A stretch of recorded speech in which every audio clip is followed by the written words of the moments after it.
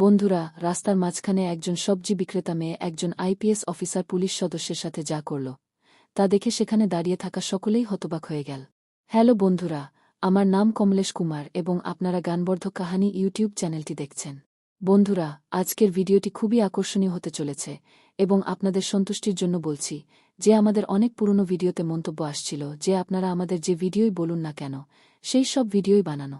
কিন্তু আপনাদের তথ্যের জন্য আজ এই ভিডিওতে আমি আপনাদের যা বলতে যাচ্ছি তা বলছি। এটি একটি সত্য ঘটনার উপর ভিত্তি করে তৈরি এবং আমরা অবশ্যই এই ভিডিওর শেষে এর সমস্ত সত্য প্রমাণ আপনাদের দেব। তবে এর জন্য আপনাদের এই ভিডিওটি শুরু থেকে শেষ পর্যন্ত সম্পূর্ণ দেখতে হবে। তবে আপনাদের সকলকে অনুরোধ করছি যে যদি আপনারা এখনও আমাদের চ্যানেলটি সাবস্ক্রাইব না করে থাকেন তাহলে প্রথমে চ্যানেলটি সাবস্ক্রাইব করুন, এই ভিডিওটি লাইক করুন এবং আপনার বন্ধুদের সাথে শেয়ার করুন। কারণ বন্ধুরা, আমাদের কঠোর পরিশ্রম নির্ভর করে শুধুমাত্র একটি শেয়ার এবং আপনাদের একজন সাবস্ক্রাইবারের উপর। যদি আপনারা আমাদের ভিডিওটি শেয়ার করেন তাহলে আমাদের চ্যানেলটি সাবস্ক্রাইব করুন, তাহলে আমরা প্রতিদিন এমন আকর্ষণীয় ভিডিও আনার চেষ্টা করি। তো বন্ধুরা, সময় নষ্ট না করে এই ভিডিওটি শুরু করা যাক। তো বন্ধুরা, সকাল হয়ে গেছে, সূর্য তখনও পুরোপুরি ওঠেনি, কিন্তু বারাণসীর রাস্তায় বাজারের কোলাহল শুরু হয়ে গিয়েছিল। ঘাট থেকে গঙ্গার ঢেউজের শব্দ ভেসে আসছিল এবং বাতাসে ধূপের সুবাস ভেসে আসছিল। শহরের সংকীর্ণ এলাকা কাশীপুরার একটি সরু রাস্তার কোণে বিমলা দেবী বেরিয়ে এলেন। তার পুরনো জীর্ণ সাইকেলে এক ঝুড়ি সবজি বহন করে। একটি সাধারণ শাড়ি পরে সময়ের আগে বিদ্ধ হয়ে যাওয়া বিমলার পিঠ বাঁকা ছিল। তার মুখ কুঁচকে গিয়েছিল এবং তার চোখে জীবনের ক্লান্তি স্পষ্টভাবে প্রতিফলিত হয়েছিল। তবুও তার হৃদয়ে একটি আশা ছিল। আজ হয়তো সবজি দ্রুত বিক্রি হবে এবং পরিবারের খরচের বোঝা কিছুটা কমবে। সে বাস স্টপে পৌঁছেছে ঠিক তখনই একটি জোরে বাঁশি বাজল। ট্রাফিক পুলিশের একজন তরুণ কনস্টেবল গোপাল হাত উঁচু করে তার দিকে এগিয়ে এলেন। পিছন থেকে সাব ইন্সপেক্টর রমেশ পাণ্ডে ভ্রু কুঁচকে এলেন। তার মুখে এবং চোখে উদাসীনতা ছিল। সে সাইকেলের দিকে আঙুল তুলে বলল, আরে মা, তুমি কোথায় যাচ্ছ? কাগজপত্র দেখাও। বিমলা তৎক্ষণাৎ সাইকেল থামিয়ে ইতস্তত করে বলল, বাবা, এটা একটা পুরনো সাইকেল। কাগজপত্র হয়তো সম্পূর্ণ নাও হতে পারে, কিন্তু আমি সবজি বিক্রি করতে বেরিয়েছি। বাড়িতে কোনো উপার্জনক্ষম ব্যক্তি নেই। রমেশ পাণ্ডে হেসে উঠল। এখন সবাই একই অজুহাত দেখাবে। আইন সবার জন্য সমান। গোপাল সাইকেলের চাবি ছিনিয়ে নিয়ে বিমলার ঝুড়ি রাস্তায় ছুঁড়ে মারল। টমেটো, ভেন্ডি এবং পালং শাক রাস্তায় ছড়িয়ে ছিটিয়েছিল। কিছু গাড়ি তাদের উপর দিয়ে চলে গেল। কাছে দাঁড়িয়ে থাকা লোকেরা, মানুষ এই দৃশ্য দেখছিল, কিন্তু কেউ কথা বলার সাহস করতে পারছিল না।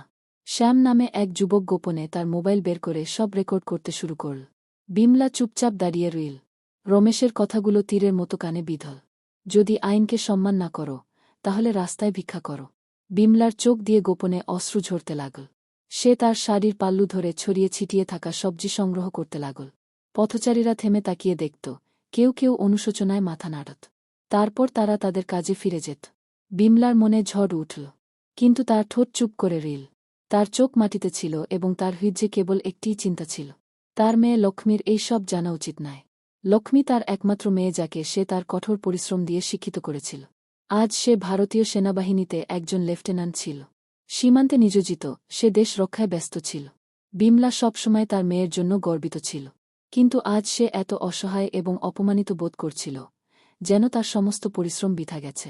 সবজি সংগ্রহের পর সে তার সাইকেলটি সেখানে রেখে বাড়ির দিকে হাঁটতে শুরু করে। তার পা ভারী ছিল, হাঁটার সময় কাঁপুনি ছিল, কিন্তু মুখে কোনো অভিযোগ ছিল না।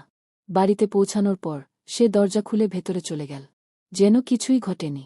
কিন্তু অন্যদিকে শ্যামের তৈরি ভিডিওটি সোশ্যাল মিডিয়ায় ভাইরাল হয়ে গিয়েছিল। ক্যাপশনে লেখা ছিল যে এই মহিলা একজন বিধবা, একজন সৈনিকের মা এবং এখন একজন সেনা অফিসারের মা। কিন্তু আইনের রক্ষকরা রাস্তায় তার মর্যাদা পদদলিত করেছে। নিজেই দেখুন।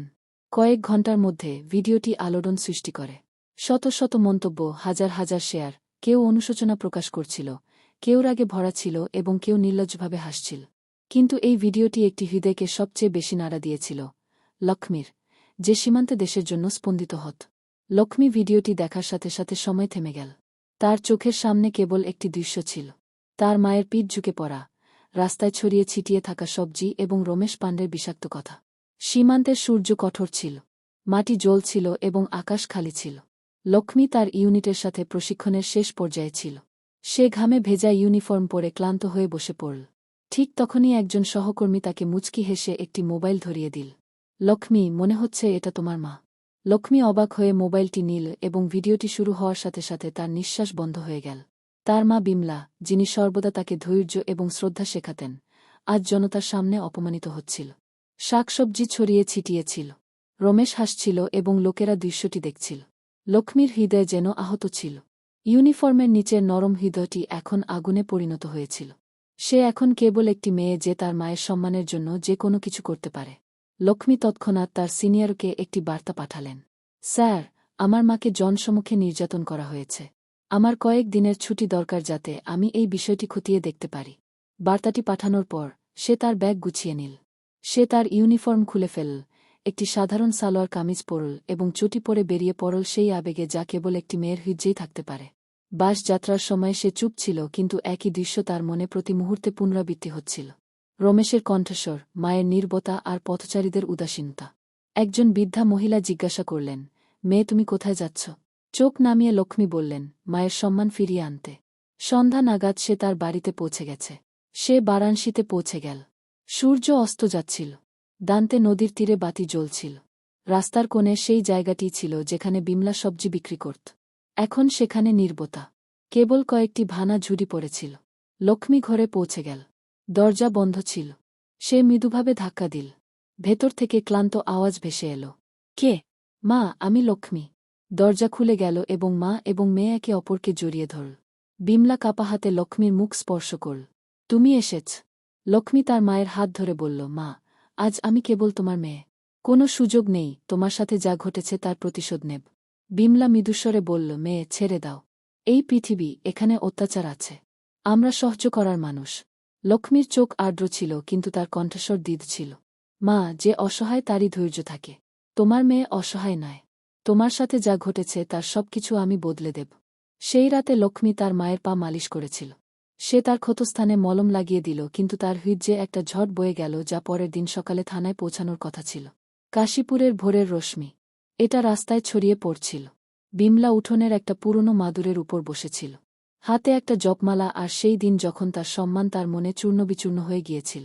তার শাড়ি তখনও ধুলোয় ঢাকা ছিল, যেন নির্ব ব্যক্তির চিহ্ন। লক্ষ্মী সামনে এক কাপ চা ধরে বসেছিল। সে তার মায়ের প্রতিটি নড়াচড়া লক্ষ্য করছিল। পাড়ায় অনেক কটূক্তি চলছিল। মহিলারা জানালা দিয়ে উকি দিচ্ছিল।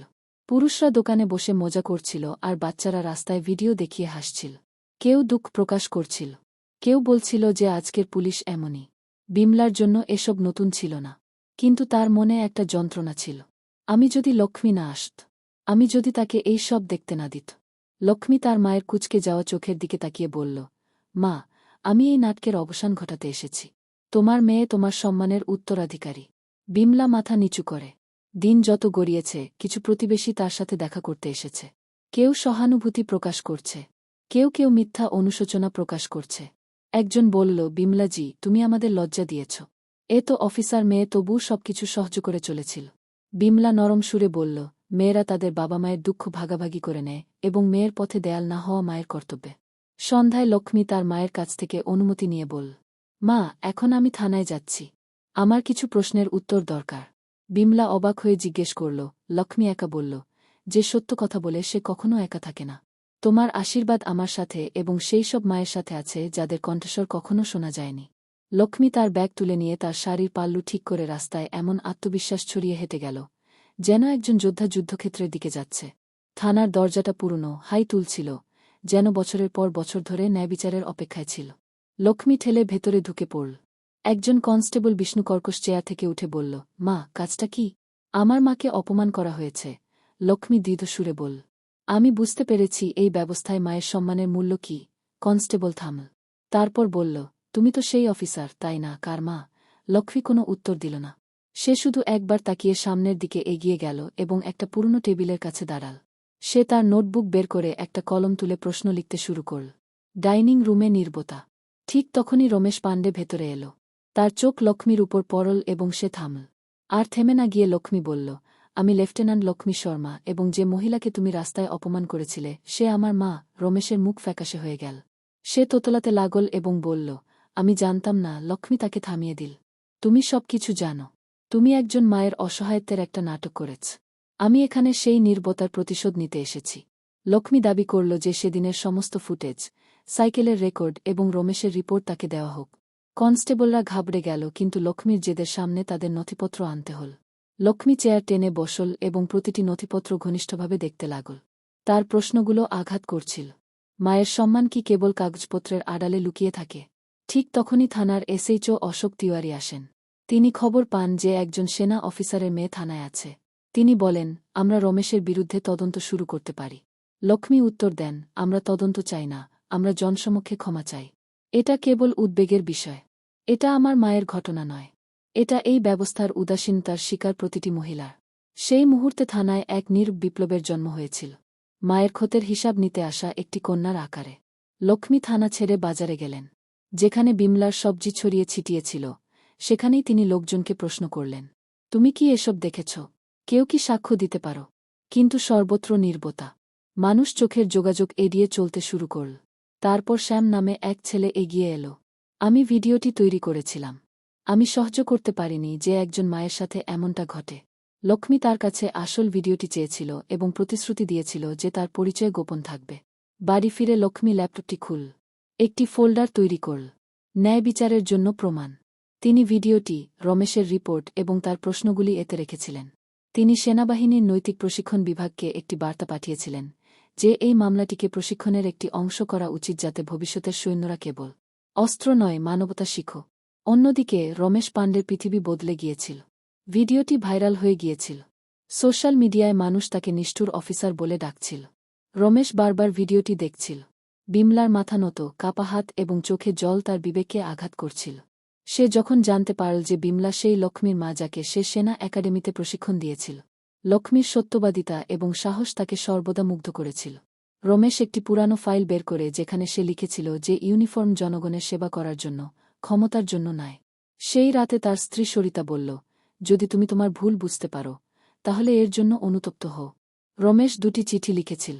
একটি বিমলার জন্য, আমার কথা এবং আচরণ তোমাকে কষ্ট দিয়েছে। আমি আমার হৃদয় থেকে ক্ষমা চাইছি। দ্বিতীয়টি লক্ষ্মীর জন্য, কন্যা, তুমি আমাকে আমার ভুলের আয়না দেখিয়েছ। আমি প্রকাশ্যে ক্ষমা চাইতে চাই। রমেশ পরদিন সকালে থানায় পৌঁছেছিল। লক্ষ্মী সেখানে একটি সাধারণ শাড়ি পরে দাঁড়িয়েছিল, কিন্তু তার চোখে তখনও ইউনিফর্মটি দৃশ্যমান ছিল। রমেশ মাথা নিচু করে বলল, লক্ষ্মী, আমি লজ্জিত।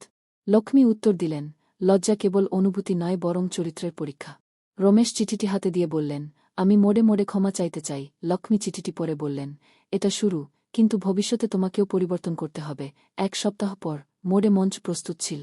বিমলা আর লক্ষ্মী সেখানে বসেছিলেন। রমেশ ইউনিফর্ম ছাড়াই এবং হাতে একই চিঠি নিয়ে এসেছিলেন।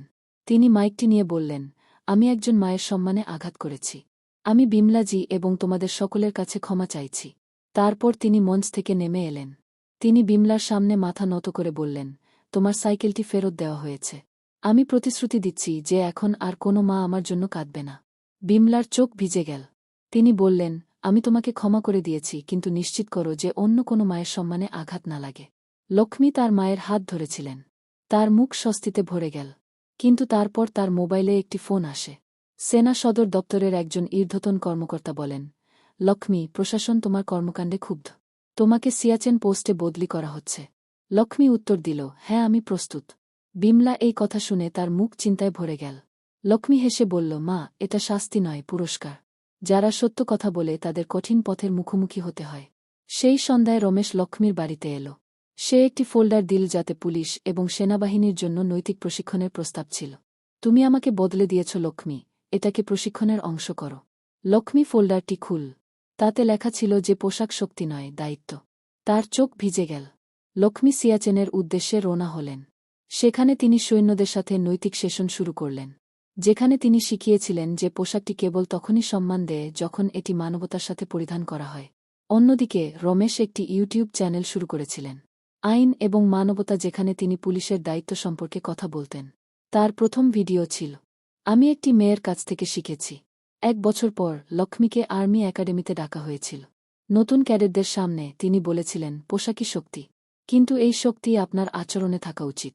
আপনার শক্তি যদি একজন মায়ের চোখে জল আনে, তবে আপনি হেরে গেছেন। স্লাইডে বিমলার একটি ছবি ছিল। এটা আমার মা, সবজি নিয়ে হাসছেন। যদি তুমি তোমার মাকে জানতে চাও, সালাম করলে অন্য কারো মাকে মাথা নত করতে দিও না। বিমলা এখন পাড়ার মেয়েদের সেলাই শেখাত। লোকেরা তাকে শ্রদ্ধার সাথে দেখত। কেউ যখন জিজ্ঞাসা করত তোমার মেয়ে কোথায়, সে বলতো আমার লক্ষ্মী সীমান্তে নেই বরং হুজ্জে পরিবর্তন আনছে। এই গল্পটি শেষ হয়নি। এটি ছিল একটি নতুন শুরু। একজন মা, একটি মেয়ে এবং একটি বিবেক একসাথে সমাজকে জাগ্রত করেছে। তাই প্রিয় বন্ধুরা, এই গল্পটি সম্পর্কে আপনার মতামত কি? মন্তব্য বাক্সে মন্তব্য করে আমাদের জানান এবং কোনো রাজ্য, কোনো জেলা এবং দেশের কোনো অংশ থেকে আপনি আমাদের এই ভিডিওটি দেখছেন। মন্তব্যে আমাদের জানান, কারণ আমরা যখন আপনার মন্তব্য পড়ি তখন আমাদের খুব ভালো লাগে এবং আমরা দেশের কোনো কোণ থেকে আমাদের ভিডিওটি দেখা হয় তা জানার সুযোগ পাই। তাই বন্ধুরা, এমন আরও একটি আকর্ষণীয় এবং নতুন ভিডিও নিয়ে দেখা হবে। ততক্ষণ পর্যন্ত আপনারা সবাই অপেক্ষা করুন এবং তারপরে আমরা আবার একটি আকর্ষণীয় ভিডিও নিয়ে দেখা করব। ততক্ষণ পর্যন্ত আপনাদের অনেক ধন্যবাদ।